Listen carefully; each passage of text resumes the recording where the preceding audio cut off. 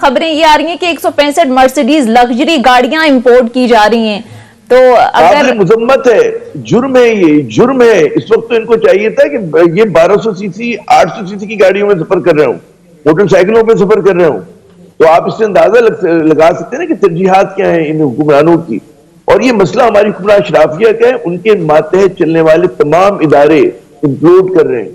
कोई इदारा अपना काम नहीं कर पा रहा, पार्लियामेंट कानून साजी नहीं कर पा रही, सूबाई असम्बलियां जो अवाम के दुख दर्द पे उसमें बात नहीं हो रही है। इलेक्शन कमीशन ऑफ पाकिस्तान पता नहीं क्या कर रहा है।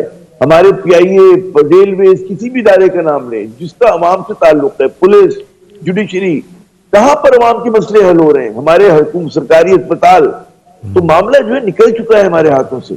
और इनको अंदाजा नहीं हो रहा कि लोगों में, पढ़े लिखे पाकिस्तानियों में, मेहनत कशों में जो एक लावा पकड़ा है, जितना गुस्सा है इस हुक्मरान अशराफिया के खिलाफ, इनकी मर्सिडीज से मुझे खतरा ही है कि कहीं उस पे अंडे वंडे ना मारने लगे बड़ी गाड़ियों के ऊपर। अब मैं कोई और लफ्ज नहीं कह रहा, लेकिन कम से कम अंडे तो मारने चाहिए उन पर।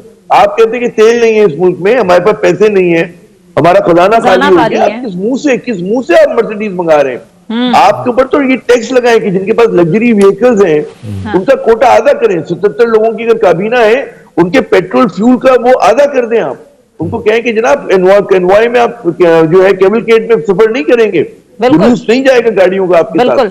आप अलामती तौर पर सारी कुर्बानी आप जो है सोनिया साहब आपसे मांग रहे हैं, शाम साहब से मुझसे मांग रहे हैं और मेहनत कशों से मांग रहे हैं, खुद कोई कुर्बानी नहीं देने के लिए तैयार है, टैक्स देते हैं। तो ये सूरत हाल कैसे चलेगी? बड़ा मायूसकुन सूरत हाल है और बड़ा लोगों में गुस्सा, इस्तराब है। जी ठीक है। अच्छा एहतेशाम साहब, अब IMF ने तो कह दिया है कि पहले अमली इक़दामात फिर मुज़ाकरात, लेकिन ब्लूमबर्ग की जो हालिया रिपोर्ट है इसमें कहा गया है कि पाकिस्तान 6 माह तक डिफॉल्ट के खतरे से बच गया है। फिर ज़ाहिर है गुज़िश्ता रोज होने वाली जेनेवा में जो कॉन्फ्रेंस हुई इसमें भी काफी हमें इमदाद मिली। सऊदी वली अहद की जानिब से भी पाकिस्तान में सरमायाकारी $10 अरब मजीद बढ़ाने का फैसला किया गया। तो आपको लगता है कि खबरें खुशाइंदे इकोनॉमी के लिए किसी हद तक सूरत हाल में बेहतरी आएगी? और सोनिया, जो आमिर साहब पहले बात कर रहे थे ना कि जो जिसको कहा जा रहा है छोटी गाड़ियों में सफ़र करें, तो आपने देखा मोहम्मद खान जिन्हें जो 3 साल के लिए ज़ौलक के ज़माने में प्राइम मिनिस्टर बने थे और आज भी कहा जाता है कि जी पाकिस्तान की तारीख में सबसे अच्छे ऑनेस्ट और बंदे थे वो मोहम्मद खान जुनेजो। तो उन्होंने सबको ग्रेड 22 तक के ना बड़े बड़े तादारों के सरबराहों को कहा था जी आप 1000 सीसी की गाड़ी में बैठेंगे। सुनिए, सूरत हाल इतनी खराबी की तरफ जा रही है, कहा जा रहा है कि अगले 15 दिन के बाद पेट्रोल हमारे पास खत्म हो जाएगा, गाड़ियां सड़कों पर रुक जाएंगी, इंपोर्ट करने के लिए पैसा हमारे पास नहीं है।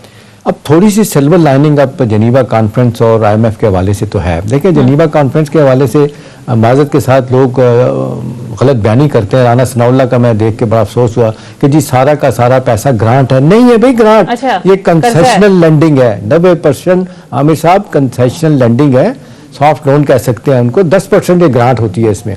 और माजरत के साथ इस्लामिक डेवलपमेंट बैंक सबसे ज़्यादा इंटरेस्ट रेट चार्ज करता है, सबसे ज़्यादा वो चार्ज करता है इस्लाम के नाम पे। तो लिहाजा ये तो हम भूल जाए ना कंसेशनल लैंडिंग है। हाँ, अगला मरला ये होता है कि वो आपको कहेंगे जी, प्लानिंग कमीशन को कहेंगे जी आप प्रोजेक्ट लेके आए, ये आपने जो रिहेबिलिटेशन करनी है। 3.3 मिलियन लोग जो जिस तरीके से अपने घरों से बाहर निकल आए, उजड़ चुके हैं घर, उनके बुरा हाल है, वो कहेंगे जी प्रोजेक्ट लेके आए, 50% फंडिंग आप करें, 50% हम करेंगे। तो इतना आसान नहीं है। लेकिन बहरहाल जिस तरह से $16.3 बिलियन की हमारी डिमांड थी या हमने असेसमेंट की थी, उसमें ये $10-7 बिलियन की कमिटमेंट प्लेजेस आ जाना बड़ी बात है। ठीक है, थोड़े थोड़े पैसे आएंगे, इंटरनेशनल कॉन्फ्रेंस हुई है, ऐसा नहीं है जो पिछली कॉन्फ्रेंस की तरह के नहीं पैसे नहीं आएंगे। $300 मिलियन गुतरेस साहब ने मांगे थे पाकिस्तान के लिए, UN के सेक्रेटरी जनरल ने, नहीं आए थे। 72-73 बिलियन डॉलर से ज्यादा मिलियन से डॉलर नहीं ऐलान हुआ है। अब देखें, अब ये जो ऐलानात है ये पॉजिटिव हैं। अच्छा। इसका फायदा होगा डेफिनेटली, और ये ब्लूमबर्ग की रिपोर्ट और बाकी रिपोर्ट फॉलो करेंगी।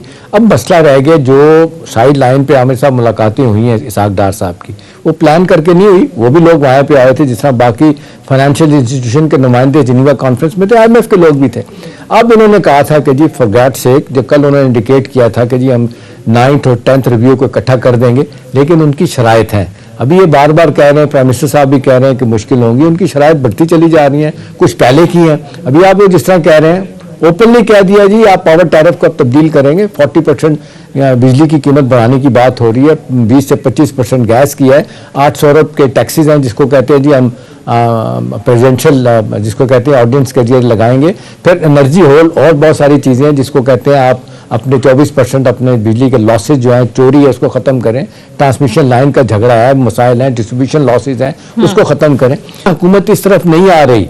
अभी तो बेल्ट टाइटनिंग की बात होती है, ऑस्टेरिटी की बात होती है, नॉन डेवलपमेंट बजट आपने जिस तरीके से बढ़ाना शुरू किया है, जिस तरह भी आप जिक्र कर रही हैं, मतलब कितनी शर्मनाक बात है कि लोगों को खाने को नहीं मिल रहा, लोग लुट गए हैं, मर गए हैं। आप 150 मर्सिडीज बनवा रहे हैं, मंगवा रहे हैं। इसी तरह ही आपने देखा चंद हफ्ते पहले की बात है, PIA सिंध हुकूमत गई है वहां पे जी, आमिर साहब उनके पास कि जी PIA को, बल्कि फेडरल गवर्नमेंट भी शामिल है, कुछ लोग गए कि जी हमें 150 पायलट भर्ती करने की इजाजत दीजिए।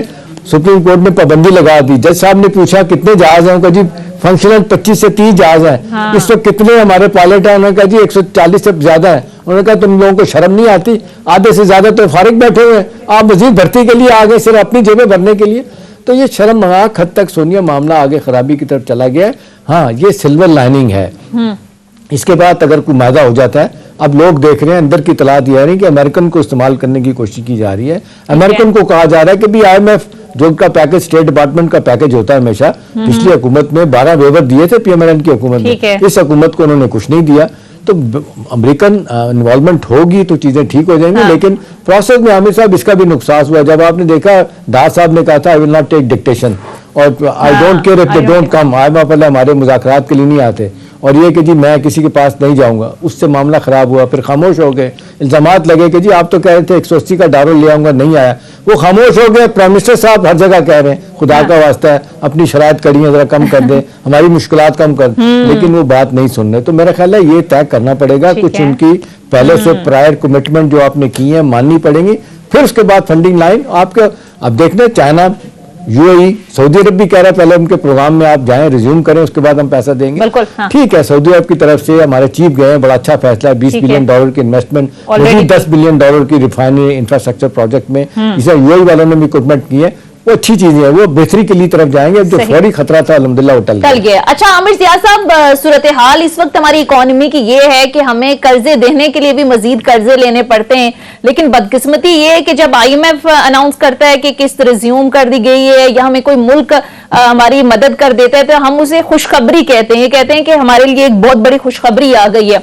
तो सर आपको क्या लगता है एक ऐसे सिनारियो के अंदर जिस दलदल में हम फंस गए, कभी मुआशी हवाले से हम अपने पांव पर खड़े हो सकेंगे, या यही आपको लगता है कि ये मांग तांग कर गुजारा करना, फिर कुछ अरसे के लिए कहेंगे मुश्किलात हैं, फिर कोई मुल्क मदद कर देगा और हम कहेंगे कि ये हमारे लिए खुशखबरी आ गई? यही खुशखबरी है। इसी पे मेरे ख्याल में गालिब साहब ने कहा था ना कि तर्ज की पीते थे मैं और समझते थे कि हाँ रंग लाएगी हमारी फाका मस्ती एक दिन। तो लेकिन हमारे हुक्मरान शराबिया की तो फाका मस्ती भी नहीं होती। फाका मस्ती तो आम आदमी की होती है। ये गुलछेड़े उड़ा लेते हैं, ये खा